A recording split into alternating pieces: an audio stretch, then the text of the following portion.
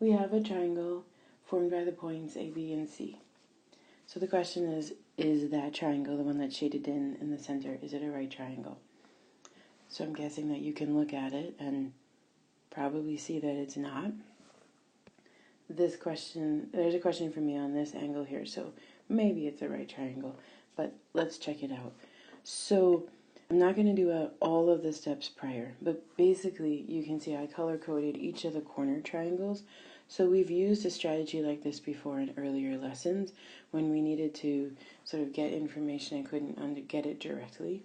So we used the Pythagorean theorem in each of the corner triangles, the red, yellow, and the green, so that we could get the lengths of each of the sides of the shaded triangle.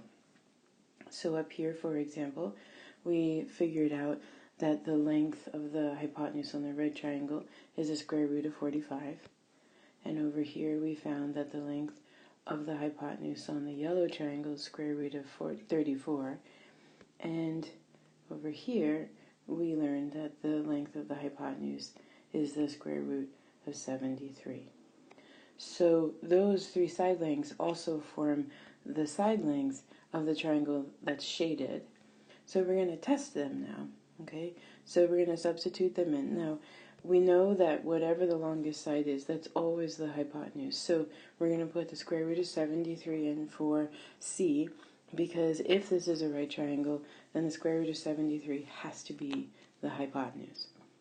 So we pop that in for side C, and then square root of 45 and the square root of 34.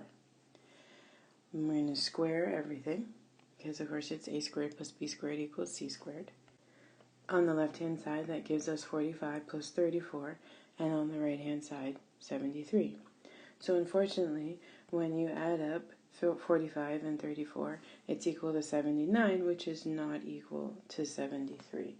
So kind of like we suspected when we looked at it, because those three side lengths do not satisfy the Pythagorean theorem, those 3 points do not form a right triangle.